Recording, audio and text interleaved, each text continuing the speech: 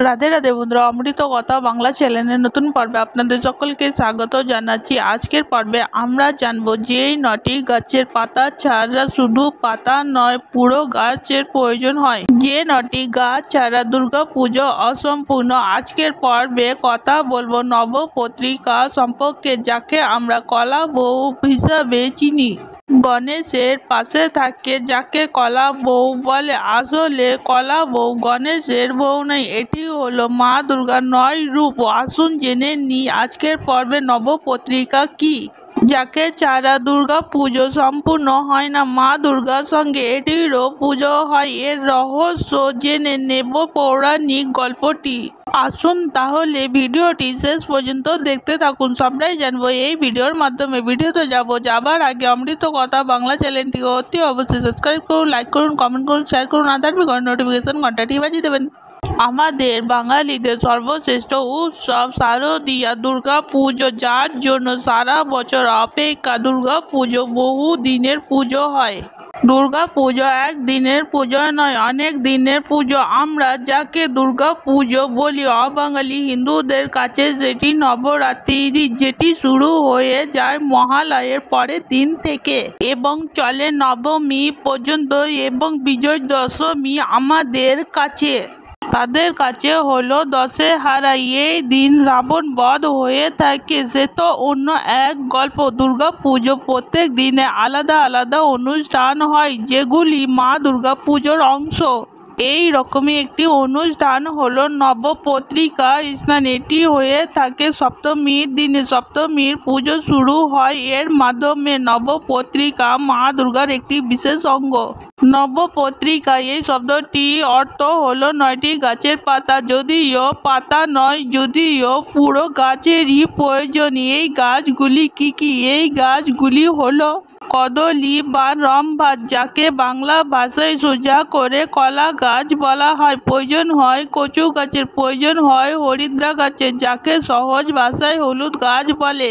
প্রয়োজন হয় জয়ন্তী গাছে, বেল গাছের, ডালিম গাছের, অশোক গাছের, মানকচু এবং ধান গাছের। এই যে গাছগুলি রয়েছে, এই গাছগুলিকে সহস্র কলা গাছে, অর্থাৎ যে কলা গাছের পাতা রয়েছে, এই রকম কলা গাছের সঙ্গে এই 8টি গাছ যার মূল থেকে পাতা রয়েছে, সেগুলিকে সব মূলে একসাথে এক জোড়া বেল সহ সাদা অপরাজিতা গাছের লতা দিয়ে বেঁধে দেওয়া হয় এবং তাকে লাল পাড়ে সাদা শাড়ি জড়িয়ে গোমটা দেওয়া হয়, অনেকটাই নববধূর আকারে, নতুন বইয়ের আকারে। স্ত্রী রূপে তার পুজো করা হয়। স্ত্রী রূপের সঙ্গে 2টি বেল দিয়ে করা হয় তার স্তন যুগল। তারপরে সিঁদুর দিয়ে সপরিবারে দেবী প্রতিমার সঙ্গে মা দুর্গার সঙ্গে তার পুজো করা হয়। দেবীর প্রতিমার ডান দিকে দাঁড় করিয়ে তাকে পুজো করা হয়। প্রচলিত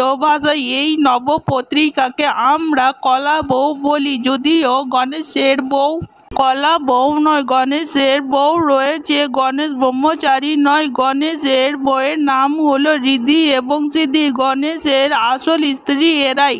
গণেশের 2টি পুত্র রয়েছে, শুভ এবং লাভ। আসলে এই নবপত্রিকার মাধ্যমে দুর্গার 9 রূপের পুজো করা হয়। প্রথম হলো কলা গাছ। কলা গাছের অধিষ্ঠাত্রী দেবী হলো ব্রাহ্মণী। কচু গাছের অধিষ্ঠাত্রী দেবী হলো দেবী কালিকা। হলুদ গাছের অধিষ্ঠাত্রী দেবী হলো মা উমা। জয়ন্তী গাছের অধিষ্ঠাত্রী দেবী হলেন মা কার্তিকের। বেল গাছের অধিষ্ঠাত্রী দেবী হলো মা শিবাই এবং ডালিম গাছ বা বেদানা গাছের অধিষ্ঠাত্রী দেবী হলেন মা রক্তদন্তিকা। অশোক গাছের অধিষ্ঠাত্রী দেবী হলেন অশোক রোহিতা। মানকচু গাছের অধিষ্ঠাত্রী দেবী হলেন মা চামুন্ডা এবং ধান গাছের অধিষ্ঠাত্রী দেবী হলেন মা লক্ষ্মী এবং মা দুর্গার এই 9 রূপে পুজো করা হয় কলা বউ অর্থাৎ নবপত্রিকার মাধ্যমে। এটি ছাড়া দুর্গা পুজো অসম্পূর্ণ। মহাসপ্তমীর দিন সকালবেলায় কোনো কাছাকাছি নদী বা জলাশয়ে নিয়ে যাওয়া হয় নবপত্রিকাকে স্নান করানোর জন্য।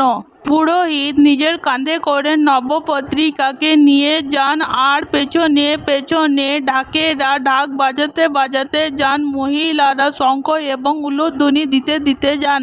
শাস্ত্রবিধি অনুসারে স্নান করানোর পর নবপত্রিকাকে নতুন শাড়ি পরানো হয়। তারপর পুজো মণ্ডপে নিয়ে এসে নবপত্রিকাকে দেবীর ডান দিকে একটি কাঠের সিংহাসনের উপরে স্থাপন করা হয়। পুজো মণ্ডপে নবপত্রিকাকে প্রকাশের মাধ্যমে শারদীয়া দুর্গা পুজোর মূল অনুষ্ঠান প্রথাগত সূচনা হয়। নবপত্রিকার প্রকাশের পরে দর্পণে দেবীকে মহাস্নান করানো হয়। তারপর বাকি দিনগুলিতে নবপত্রিকাকে অন্য দেবী দেবতার সঙ্গে পুজো করা হয়। বিশেষভাবে একটি জিনিস লক্ষ্য করি, নবপত্রিকা প্রবেশের আগে পত্রিকার সামনে দেবী চামুণ্ডার আহ্বান করা হয় এবং পুজো করা হয়। তবে পত্রিকা আর কোনো দেবীকে আলাদা করে পুজো করা হয় না। আসলে মা দুর্গার প্রতীক হিসাবে নবপত্রিকার মাধ্যমে শস্যবধূকে দেবীর প্রতীক হিসাবে গ্রহণ করা হয় এবং প্রথমে তার পুজো করা হয়। এর কারণ শারদীয়া দুর্গা পুজোর মূলে বোঝায় এই শস্য দেবীরাই পুজোর প্রাচীনকালে প্রচলিত ছিল। পরবর্তীকালে দুর্গা পুজোর বিভিন্ন বিধির সঙ্গে নবপত্রিকার নাম এবং তার পুজো একাত্ম হয়ে গেছে বলাই বাহুল্য। সবই হলো পৌরাণিক দেবী দুর্গার সঙ্গে শস্য দেবীর এক সঙ্গে মিশে যাওয়ার গল্প। এই শস্য দেবী মাতা পৃথিবীর উদ্দেশ্যে, সুতরাং আমাদের জ্ঞাত সালে অথবা অজ্ঞাত সালে আমাদের দুর্গা পুজোর ভিতর দিয়ে আমরা সেই আদি মাতা পৃথিবীরই পুজো করি। আজকের পর্ব এখানেই সমাপ্ত হলো। অমৃত কথা বাংলা চ্যানেলের সঙ্গে থাকার জন্য আপনাদের অনেক অনেক ধন্যবাদ। রাধে রাধে।